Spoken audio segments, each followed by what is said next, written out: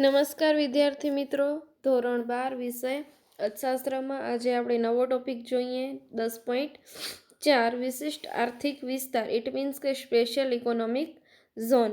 બરાબર, જોઈએ એના વિશે. વિશિષ્ટ આર્થિક વિસ્તારોને અંગ્રેજીમાં સેઝનું પૂરું નામ છે, તમને પૂછાઈ શકે છે એક વાક્યમાં કે સેઝનું ફૂલ ફોર્મ જણાવો. તો સ્પેશિયલ ઇકોનોમિક ઝોન તરીકે ઓળખવામાં આવે છે. એને ગુજરાતીમાં શું કહેવાશે? વિશિષ્ટ આર્થિક વિસ્તાર. વિશિષ્ટ ઇટ મીન્સ સ્પેશિયલ, આર્થિક વિકાસ ઇટ મીન્સ કે ઇકોનોમિક ઝોન. બરાબર, ભારતમાં વિશિષ્ટ આર્થિક વિસ્તારનો અમલ 1 એપ્રિલ 2000થી શરૂ થયો હતો. ક્યારે? તો કે 1 એપ્રિલ 2000થી, જેનો મુખ્ય ઉદ્દેશ વિદેશી મૂડીરોકાણકારોને આકર્ષવા અને આંતરરાષ્ટ્રીય હરીફાઈ મુજબનું અંકુશો મુક્ત નિકાસ કરવા માટેનું વાતાવરણ સર્જવાનું હતું. હવે સ્પેશિયલ ઇકોનોમિક ઝોન જે છે એનો મુખ્ય ઉદ્દેશ શું હતો? કે જે વિદેશી મૂડીરોકાણકાર છે, બરાબર, વિદેશી મૂડીરોકાણકારને આકર્ષવા. એટલે એ લોકોને કઈ રીતે આકર્ષવા? કે વિદેશના જે મૂડીરોકાણકારો છે એ વધારે ને વધારે ભારત દેશમાં મૂડીરોકાણ કરે. બરાબર, અને જો ભારત દેશમાં મૂડીરોકાણ કરશે તો ભારત છે કેવું બનશે? વધારે ને વધારે સમૃદ્ધ બનશે. અને આંતરરાષ્ટ્રીય હરીફાઈ મુજબનું, બરાબર, આંતરરાષ્ટ્રીય ઇન્ટરનેશનલ દેશ વિદેશની જે હરીફાઈ છે એનામાં અંકુશ વગર, અંકુશો મુક્ત ઇટ મીન્સ કે કોઈ પણ પ્રકારનો અંકુશ નથી, અંકુશોથી મુક્ત એ રીતે નિકાસ કરવા માટેનું વાતાવરણ સર્જશે. તેથી દેશની નિકાસો વધશે અને ઉત્પાદન ક્ષેત્રો વિશ્વ સમકક્ષ બનશે. દેશની જેટલી પણ નિકાસો છે એનાથી વધશે એટલે વિદેશી ઊંડિયામણ શું થશે? આપણા દેશમાં આવશે. એ ફાયદો થશે એટલે નિકાસો વધશે અને ઉત્પાદન ક્ષેત્રો છે જે ભારતના દેશના અને અન્ય દેશના જે ઉત્પાદન ક્ષેત્રો છે વિશ્વને સમકક્ષ બનશે. વિશિષ્ટ આર્થિક વિસ્તારમાં કાયદા દ્વારા કર રાહતો આપી વિદેશી મૂડીરોકાણકારોને આકર્ષવામાં આવે છે. હવે એ લોકો વિદેશી મૂડીરોકાણકારો છે એ લોકોને કઈ રીતે અટ્રેક્ટ કરશે ભારતમાં?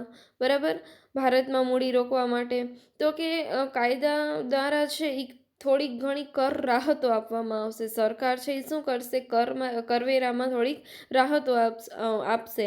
એથી વિદેશી મૂડીરોકાણકારો શું કરશે? આકર્ષાશે.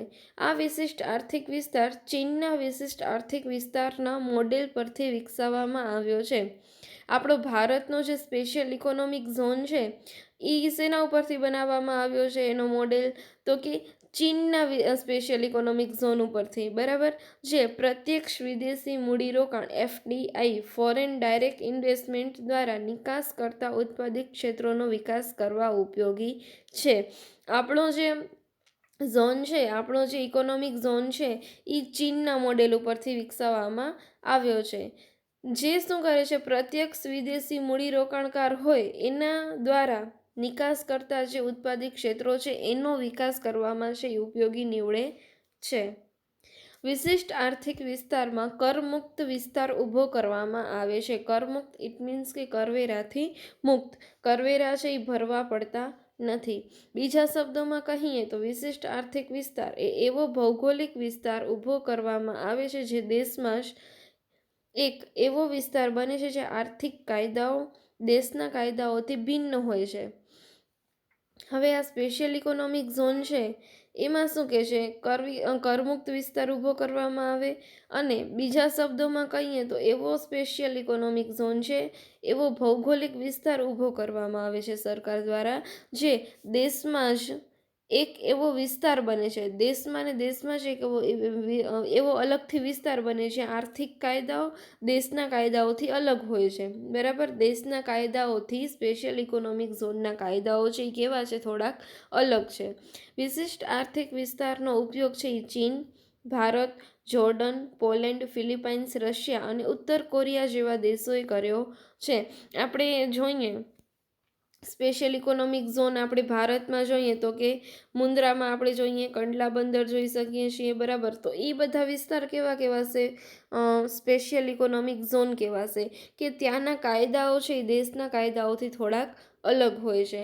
તો એવા સ્પેશિયલ ઇકોનોમિક ઝોન કયા કયા દેશમાં છે? તો કે ચીનમાં છે, ભારતમાં છે, જોર્ડન, પોલેન્ડ, ફિલિપાઇન્સ, રશિયા અને ઉત્તર કોરિયામાં છે એ આવા સેઝ નામના વિસ્તારો છે એ જોવા મળતા હોય છે. ભારતમાં 8 વિશિષ્ટ આર્થિક વિસ્તારોની રચના કરવામાં આવી છે.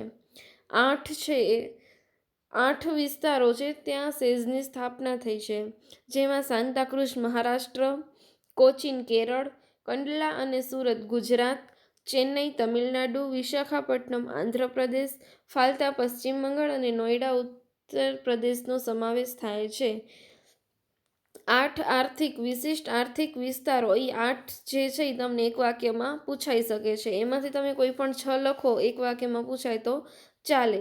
બરાબર, તો આ વિસ્તાર તમે યાદ રાખવાના છે. મહારાષ્ટ્ર, કેરળ, ગુજરાત, તમિલનાડુ, આંધ્રપ્રદેશ, પશ્ચિમ બંગાળ અને ઉત્તર પ્રદેશનો સમાવેશ થાય છે. આ ઉપરાંત નવા 18 વિશિષ્ટ આર્થિક વિસ્તારોની રચના માટેની દરખાસ્ત રજૂ કરવામાં આવી છે. આ 18 તો છે જ ઓલરેડી, પરંતુ બીજા 18 છે એની પણ દરખાસ્ત છે એ સરકાર સમક્ષ રજૂ કરવામાં આવી છે. તેથી શું થાય? દેશનો વિકાસ થાય. કોઈ પણ ખાનગી વ્યક્તિ, સરકાર, સંયુક્ત ક્ષેત્ર, રાજ્ય સરકાર કે તેમના પ્રતિનિધિ સંસ્થા દ્વારા વિશિષ્ટ આર્થિક વિસ્તારનું નિર્માણ કરી શકાય છે. હવે આ જે સ્પેશિયલ ઇકોનોમિક ઝોન છે, સેઝ છે, એનું નિર્માણ કોના દ્વારા થઈ શકે? નિર્માણ કઈ રીતે કરી શકાય? તો કે ખાનગી વ્યક્તિ હોય એના દ્વારા, સરકાર દ્વારા, સંયુક્ત ક્ષેત્ર દ્વારા, રાજ્ય સરકાર અને તેમની પ્રતિનિધિ જે સંસ્થાઓ હોય તેમના દ્વારા છે એ સેઝની નિર્માણ થાય છે, જેમાં વિદેશી સંસ્થા પણ વિશિષ્ટ આર્થિક વિસ્તારોનું ભારતમાં નિર્માણ કરી શકે છે, કે કોઈ પણ વિદેશી સંસ્થા છે એ પણ ભારતના સ્પેશિયલ ઇકોનોમિક ઝોનમાં નિર્માણ કરી શકે. આ બધા જ પ્રકારના વિશિષ્ટ આર્થિક વિસ્તારોને સરકાર દ્વારા અંકુશિત કરી શકાય છે, સરકારના અંકુશમાં રહે છે. જે પણ ઇકોનોમિક ઝોન છે એ કોના હેઠળ હોય છે? તો કે સરકારના કાયદાના અંકુશિત હોય છે. સરકારનો જે નિર્ણય હોય છે એ આને લાગુ પડતો હોય છે. બરાબર, તો આ હતું સ્પેશિયલ ઇકોનોમિક ઝોન. હવે નેક્સ્ટ ટોપિક ઉપર જોઈએ 10.5 નાના પાયાના ઉદ્યોગોનું મહત્વ, importance of small scale industries. નાના પાયાના ઉદ્યોગો છેલ્લા 5 દાયકાઓ દરમિયાન ખૂબ અગત્યના અને પ્રગતિશીલ રહ્યા છે. બરાબર, આપણે છેલ્લા 5 દાયકાઓમાં જોઈએ તો કે નાના પાયાના ઉદ્યોગો છે એ ખૂબ જ પ્રગતિશીલ અને ઇમ્પોર્ટન્ટ રહ્યા છે. તેઓ રોજગારી સર્જન માટે, ઓછી મૂડી દ્વારા ઉત્પાદન કરવા માટે, ગ્રામ્ય વિસ્તારોમાં ઔદ્યોગિકીકરણ કરવા માટે, પછાત વિસ્તારોનો વિકાસ કરવા માટે, પ્રાદેશિક અસમાનતા ઘટાડવા માટે તેમજ રાષ્ટ્રીય આવક અને સંપત્તિની સમાન વહેંચણી કરવા માટે ઉપયોગી છે. નાના પાયાનું ઉદ્યોગોનું મહત્વ શા માટે છે? તો એ આપણને કીધું છે કે નાના પાયાના ઉદ્યોગમાં શું થાય? એક તો રોજગારી સર્જન મળે, માણસોને શું થશે? રોજગારી મળી રહેશે. ઓછી મૂડીથી ઉત્પાદન કરી શકશે. બહુ મોટા પાયા ઉપર મૂડીની જરૂરિયાત નથી, પરંતુ ઓછી મૂડીથી તે લોકો શું કરી શકશે? ઉત્પાદન કરી શકશે. હવે જે ગ્રામ્ય અને પછાત વિસ્તારોમાં છે એ લોકો શું કરી શકશે? ઔદ્યોગિકીકરણ કરી શકશે. ગ્રામ્ય વિસ્તારો અને જે પછાત વિસ્તારો છે એ નાના પાયાના ઉદ્યોગોથી ઔદ્યોગિકીકરણ ત્યાં એ વિસ્તારમાં કરી શકશે. પછાત વિસ્તારોમાં વિકાસ થઈ શકશે. જે પ્રાદેશિક અસમાનતા છે એનાથી પણ ઉદ્યોગોનું મહત્ત્વ વધી રહ્યું છે અને રાષ્ટ્રીય આવક અને સંપત્તિની સમાન વહેંચણી કરવા પણ ઉપયોગી છે. ભારતમાં નાના ઉદ્યોગો એ મોટા પાયાના ઉદ્યોગોના પૂરક બની દેશના સામાજિક અને આર્થિક વિકાસમાં સહભાગી થઈ રહ્યા છે. હવે નાના પાયાના ઉદ્યોગો છે એ મોટા પાયાના ઉદ્યોગોના પૂરક બની ગયા છે. પૂરક મીન્સ કે એકબીજા વગર ચાલે નહીં. બરાબર, પૂરક. બરાબર, હવે નાના પાયાના ઉદ્યોગો છે એ મોટા પાયાના ઉદ્યોગોના પૂરક બની ગયા છે અને સામાજિક અને આર્થિક વિકાસમાં પણ શું થાય છે? બંને ઉદ્યોગો છે એ સહભાગી થાય છે. એટલે કે મોટા પાયાના ઉદ્યોગોનો વિકાસ કરવા નાના પાયાના ઉદ્યોગો તો જરૂરી જ છે. જરૂરી ઇટ મીન્સ કે પૂરક છે. બરાબર, એના વગર આ થઈ શકે નહીં. એટલે નાના પાયાના ઉદ્યોગો હશે તો જ મોટા પાયાના ઉદ્યોગોનો વિકાસ થઈ શકશે. સામાજિક અને આર્થિક વિકાસ છે એ બંને ઉદ્યોગો સહભાગી થઈ રહ્યા છે. વાસ્તવમાં જે ઉદ્યોગોમાં 25 લાખથી વધુ અને 5 કરોડથી ઓછું મૂડીરોકાણ કરવામાં આવ્યું હોય તેવા ઉદ્યોગોને નાના પાયાના ઉદ્યોગો કહે છે. હવે અહીંયા તમને ખબર જ છે, આપણે ઉપર જોયું તેવી રીતે, કે નાના પાયાના ઉદ્યોગોમાં મૂડીરોકાણ કેટલું હોય? તો કે 25 લાખથી વધારે હોય પરંતુ 5 કરોડથી ઓછું હોય, બરાબર. તો તેવું મૂડીરોકાણ કરવામાં આવ્યું હોય તો તેને કેવું કહેવાશે? નાના પાયાના ઉદ્યોગો. હવે સામાન્ય રીતે આ ઉદ્યોગો છે શ્રમ પ્રધાન ઉત્પાદન પદ્ધતિનો ઉપયોગ કરે છે, કેમ કે તેમાં શું છે, મૂડીરોકાણ ઓછું છે અને શ્રમ પ્રધાન ઉત્પાદન પદ્ધતિ અપનાવશે, યાંત્રિકરણ છે એ પ્રમાણમાં ઘટશે, ટેકનોલોજી ઓછી હશે, યંત્રો ઓછા હશે, એટલે ઉદ્યોગો કેવા બનશે? શ્રમ પ્રધાન. આ ઉપરાંત આ ઉદ્યોગો મોટા ઉદ્યોગોની સાપેક્ષમાં ખૂબ ઓછી મૂડીનો ઉપયોગ કરતા હોવા છતાં તે મોટા ઉદ્યોગોનો સહાયક ઉદ્યોગ બને છે, કે મોટા ઉદ્યોગો છે એને નાના ઉદ્યોગો કેવા બનતા હોય છે? સહાયક બનતા હોય છે, એને મદદરૂપ નીવડતા હોય છે. જોઈએ નાના પાયાના ઉદ્યોગોનું મહત્વ. પેલું છે રોજગારી સર્જન. નાના પાયાના ઉદ્યોગોમાં મોટા પાયે રોજગારી સર્જનની શક્યતાઓ રહેલી છે. હવે કોઈ પણ નાના પાયાનો ઉદ્યોગ છે, બરાબર, તો એમાં રોજગારીની સર્જનની વધારે ને વધારે શક્યતા રહેલી છે, કામદારોને રોજગારી મળે છે, જેનું મુખ્ય કારણ તે શ્રમ પ્રધાન ઉત્પાદન પદ્ધતિનો ઉપયોગ કરે છે તે છે. વર્ષ 1994-95માં નાના પાયાના ઉદ્યોગોએ 191.40 લાખ રોજગારી સર્જન કર્યું હતું. આપણે જોઈ શકીએ છીએ કે નાના પાયાના ઉદ્યોગો એ કેટલું રોજગારી સર્જન કર્યું છે, કે 94 અને 95ની સાલમાં છે એ નાના પાયાના ઉદ્યોગો 191.40 લાખ રોજગારી છે એ પૂરી પાડી છે, અને તે વધીને 2001 અને વર્ષ 2002માં કેટલી થઈ? 191માંથી 249.33 લાખ થયું, બરાબર. એટલે આપણે જોઈએ છીએ નાના પાયાના ઉદ્યોગોનું મહત્વ કેટલું છે.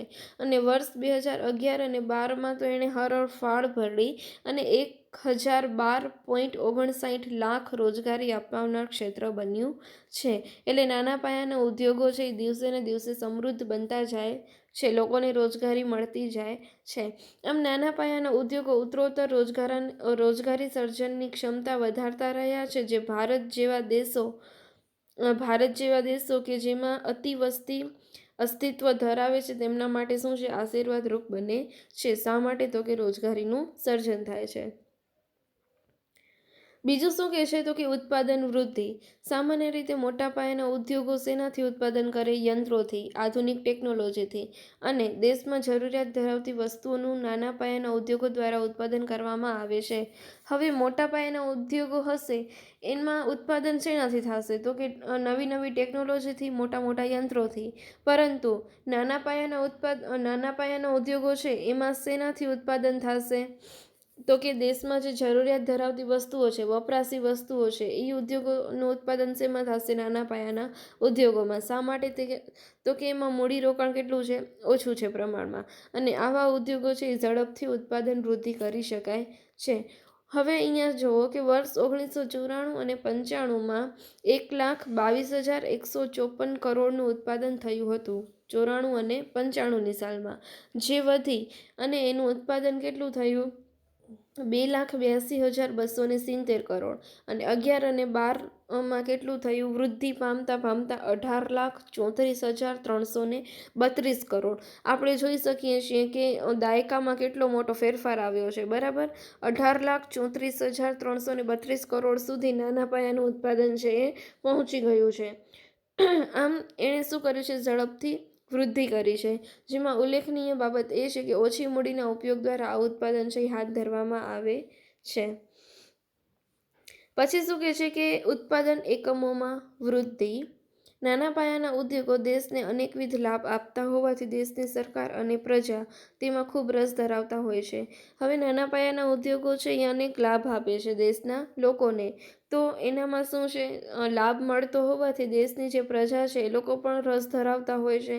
ઉત્પાદનમાં થતી વૃદ્ધિ પણ ઉત્પાદન એકમોની વૃદ્ધિને કારણે જ શક્ય બને છે. હવે ઉત્પાદનમાં વૃદ્ધિ થશે તો ઉત્પાદનના એકમોની વૃદ્ધિને કારણે જ શું બનશે? પોસિબલ બનશે. ભારતમાં વર્ષ 94-95માં 79.60 લાખ નાના એકમો હતા. કેટલા?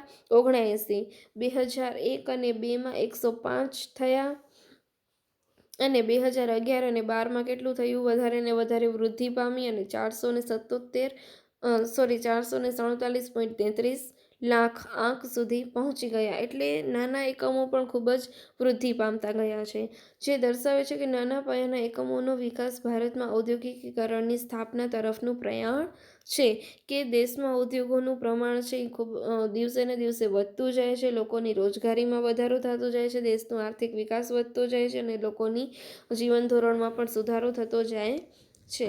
બરાબર. નેક્સ્ટ મુદ્દા છે એ આપણે નેક્સ્ટ વિડીયોમાં જોશું.